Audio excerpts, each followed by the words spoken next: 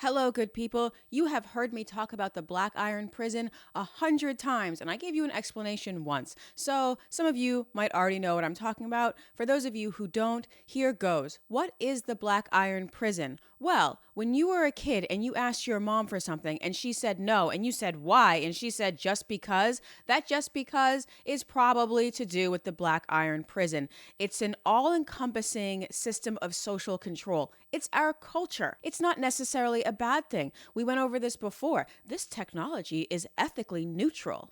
However, bad actors can make it a bad thing. Really, the point of this video is to let you know I don't believe we live in a black iron prison. No, I live in a black iron palace, okay? That's because my glass is half full. Well, my glass is actually most of the way full. In water and in life. Anyway, the term black iron prison was coined by Philip K. Dick. He did Minority Report, I believe. He did, what was that latest one that came out? Blade Runner. He did Blade Runner, Total Recall, Man in High Castle. Is that what I'm thinking of? Blade Runner? Oh, and then the other Blade Runner. So there were two Blade Runners. Anyway, the Black Iron Prison, first coined by Philip K. Dick. This is what he wrote. Once, in a cheap science fiction novel, Fat had come across a perfect description of the Black Iron Prison, but set in the far future. So if you superimpose the past, ancient Rome, over the present, California in the 20th century, and superimpose the far future world of the Android Crimea River over that, you got the Empire. As the supra or trans-temporal constant, everyone who had ever lived was literally surrounded by the iron walls of the prison. They were all inside it, and none of them knew. Everyone who had ever lived was literally surrounded by the iron walls of the prison. They were all inside it, and none of them knew. This little clip right here is actually from the Exegesis of Philip K. Dick, which is kind of his schizo memoir at the end, because he was brilliant, and sometimes with that level of brilliance, it kind of flips and they go a little crazy. So, gotta watch out for that. Always on the lookout for that. Don't go crazy. However, that is brilliant. That is a brilliant way to summarize culture. And you can see from the way he describes it that he doesn't necessarily think that it's positive. He says Gnostic. I'm not sure how Gnostic Philip K. Dick is, and this is not a video on Gnosticism, but in the popular Gnosticism that is being debated right now, there is the idea that this particular world, this earth on which we live, was created by a dark force, a demiurge. Now, that is just popular Gnosticism. It's a lot more complicated than that. There are a lot of different Gnostic texts and a lot of different Gnostic groups, so I don't want to go into it too deeply, but there is this idea that our world is negative, that this world was created by or for the devil, or however you want to call it. That's not how I see it. It's not how I see it yet. And maybe throughout a lot of history, throughout most of history, this world was subject to the negative force, maybe subject to a more traditional idea of the devil, to nature. And nature can be cruel. Nature often doesn't give people enough food. For the most of human history, people didn't have enough food. They suffered terrible calamities in medicine. Like, I don't even want to go into it. And medicine's not perfect now. Obviously, medicine's not perfect now, but it's not what it was. So our lifestyle and our quality of life compared to our ancestors is just heads and shoulders above what our ancestors had to deal with. And heads and tails, and like leaps what our ancestors had to deal with. So the same concept of culture, the same concept of this social force that surrounds us. It might be the same that our ancestors saw, but because of our technology, we are actually living in a palace and not a prison. That's my opinion. Especially in the West, especially in a city like Los Angeles, a major American city at this time, the quality of life is just incomparable to anything that came before it. So if we look out on the world now and see it stretching as far back to ancient Rome and as far into the future as what? The metaverse? And we're standing in the middle now. Okay, so jump that forward a few decades. Jump that forward. Okay, now we're standing in the metaverse and we're looking back at the real world, the material world. And that is our Rome. And then what is the future? I don't know. I don't know the future from that. I can't really envision that just yet. But just know, when people get into the metaverse, they will still be in the Black Iron Prison. They will still be in the Black Iron Palace. To me, that's a prison. We'll talk about it later. But when they're in the metaverse, they will still be within this black iron prison. However, it won't be real. It'll be fake, huh? Me personally, I like this idea of a black iron prison. I really like the concept that it is a space because it is kind of a space. It is kind of a mental space. Now, that sounds really hippy dippy, but when you think about it, we categorize it like it's a space. We can go into our minds and visit different places and different ideas like they are spaces. And I think that's a metaphor we can really build on because our particular black iron prison here in the United States, it's sort of a fresh build. You know what I mean? Like there was another prison here, maybe many different little buildings here, and they kind of got wiped away and a new one was built, or there was an extension of the European palace. Now that may have been a prison. There was an extension of the European castle. There was a new wing across the Atlantic, and that's where we live now. Who used to live here before? You know what? You don't need to ask who used to live here before. Some of them are still around, not many of them. And so I think this is where you get into the idea that it is a prison. And what we do, all of our culture is based on morale. It's based on us deciding we're going to get up every single day and do what we have been told to do, what our parents have done, what is in our best interest to do. Because ultimately, it is in our best interest to maintain the Black Iron Palace. You never want to maintain the Black Iron Prison. My goodness, why would you do that? Maintain the palace. And whoever is living there now is the one who maintains it. Now, Philip K. Dick wrote this, I believe, in the early 70s and the 60s.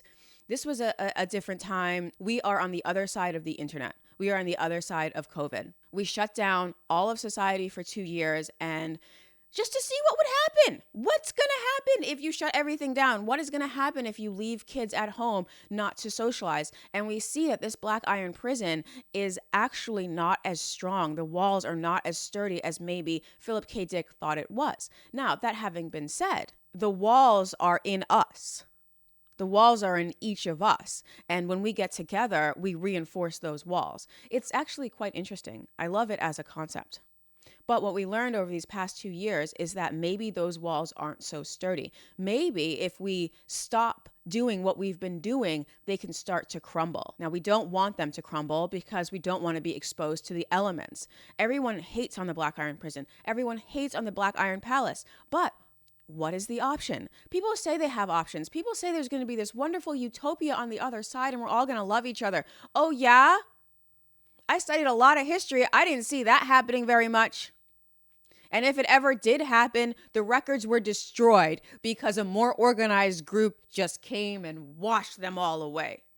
So, sorry if that's a little heavy, but that's just the way it is. I don't see there being a utopia if we were to break down this Black Iron Prison. I live in a palace. Now, what is the difference between a prison and a palace? What is the difference between a prison and a palace, you ask? Well, free roam. Freedom. We've seen recently when people try to take away our freedoms, then it does become a prison once again.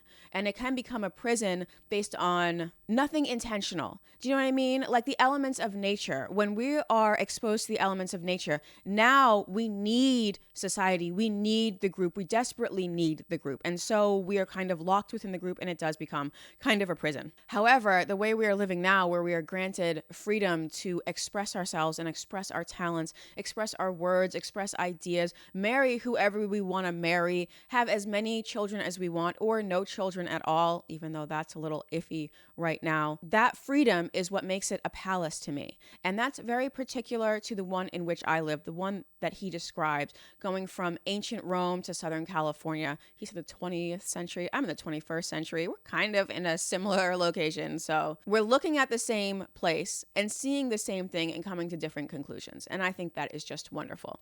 Now, the Western Black Iron Prison is not going to be the same as the Eastern Black Iron Prison. Some modern peoples, they can't look to Rome for their history. They have to look to the Mongols. They have to look to the Chinese or the Japanese or whatever culture they grew out of. And people tend to, not always, fall into the same patterns as their parents and their great-grandparents, etc., etc., etc. Well, why is that? Well, why does water flow along the same path as previous water? It's It seems to just be the way it is. And we can spend hours and hours explaining it, but it comes to that. Water flows along a similar path. And so do people. So does behavior. We mimic what we see. And so the prison kind of makes itself. Every generation, it reinvents itself. It reinforces itself. We do repairs. We went over this with Skinner when we were talking about culture and what is culture. And culture is action. Culture is what you do and what you say, the language that you use, the customs that you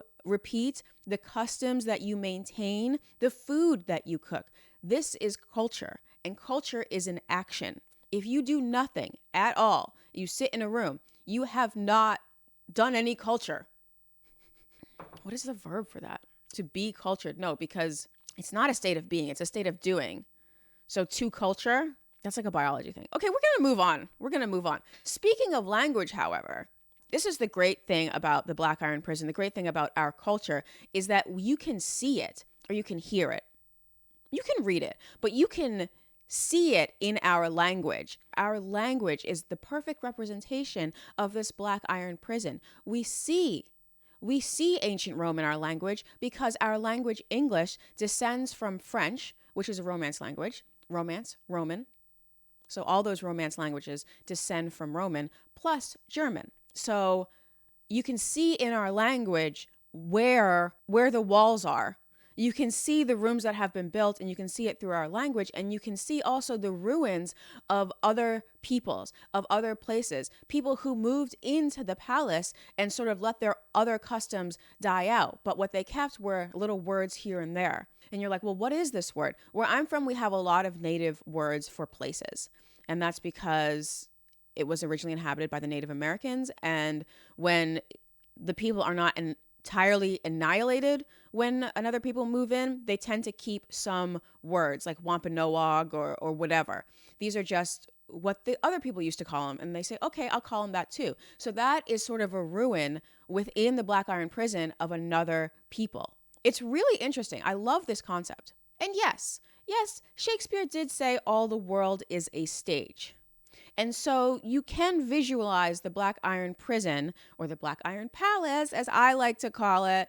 You can visualize that as sort of a stage. Like we come onto the stage and we play our parts as has been written for us.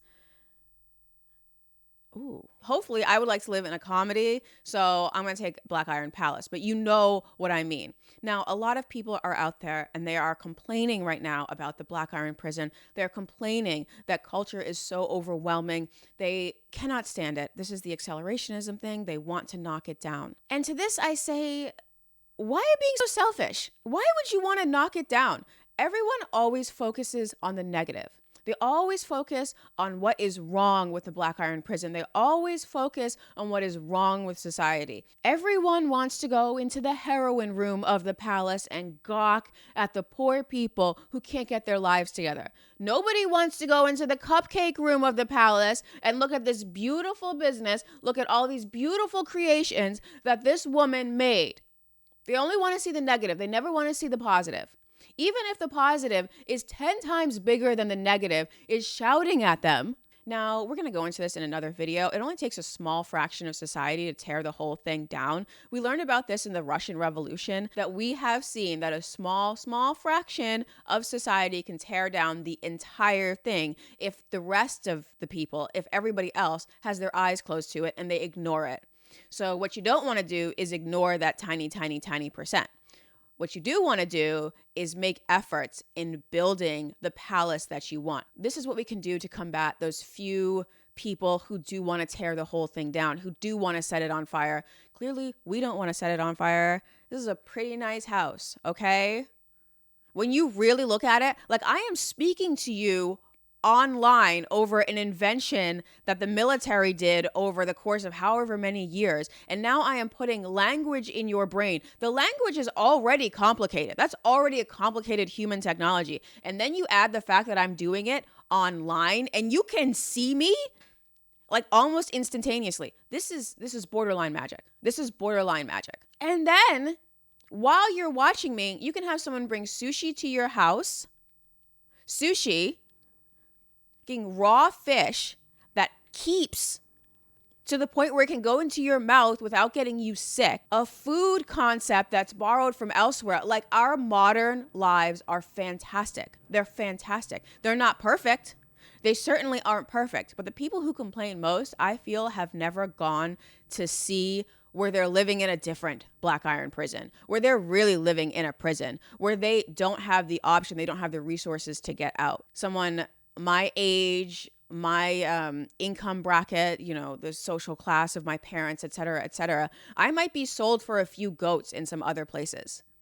Okay, I might get set on fire because I'm too mouthy in some other places. If you have a niece and you are encouraging her to speak up and to study and to read, you must appreciate how unique that civilization is. It does give us freedom, and freedom we must protect to the end, because that's the difference between a palace and a prison. So I'm going to be talking about the Black Iron Prison a lot. I'm going to be referring to it as the Black Iron Palace because that's the mood I choose to be in. Some important takeaways is that it's not a literal space. I kind of confused myself in the last video. I was like, is it literal? Is it figurative? Is it literal? Is it figurative?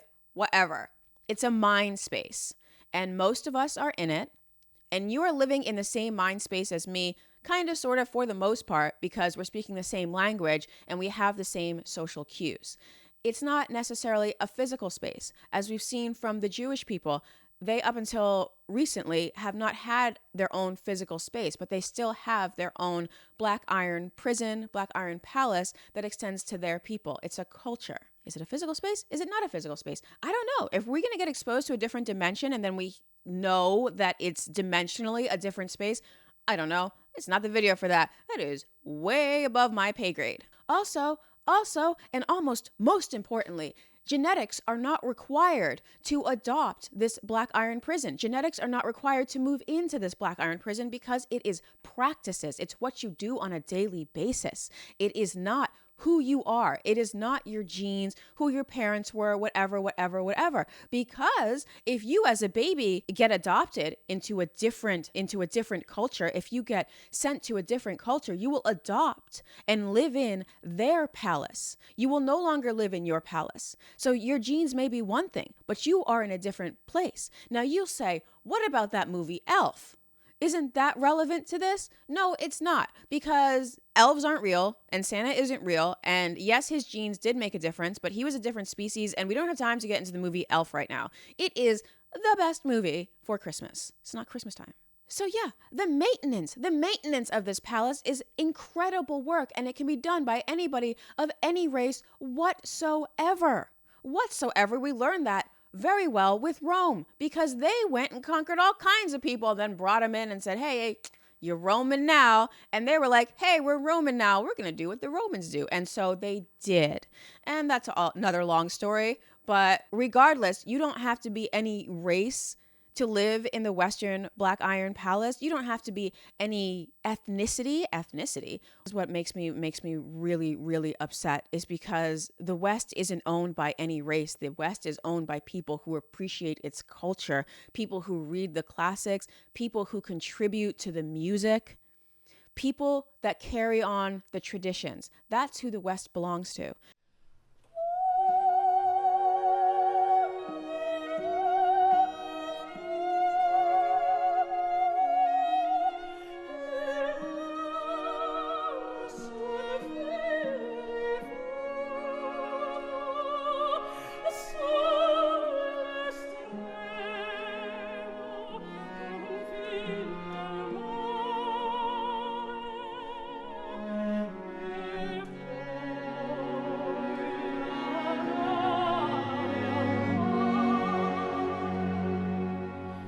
She's contributing to opera. She's building a new wing.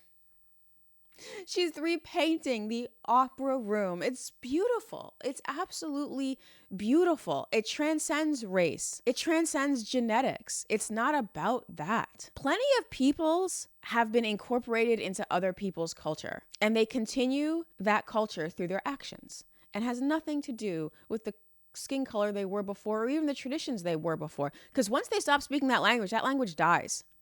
This is a very important thing about language. Language says a lot about what is going on. That's why it's always a very contentious point. You speak English here. No, we can speak different languages. No, you speak Russian here. No, this is a place we speak Ukrainian. It actually matters what people speak there. That's the prison. That's the palace in which they are living. So when people say, oh, it doesn't matter, you can speak any language. Well, no, it kind of does. It does on a very real sense because you're choosing whether or not you want to live in that place, that mental place. I also love that like every country in the West has a room in our Black Iron prison. In our Black Iron Palace. Let's just go with it. I'm not going to say Black Iron Prison anymore. I'm going to say Black Iron Palace every single time. Unless we descend into a prison again, which almost happened in 2021. Then I will be like, Black Iron Prison, because you don't get to tell me what to do. But it's a Black Iron Palace, because if someone tries to tell me what to do, I can just say, no. No, I don't want to do that. No, just be difficult. No, I'm going to build this the way I want to build it. I think you should put a window right there. I think I'm going to put a window right there. That's where the window going to go, because I am a free person. Anyway, what was all this about?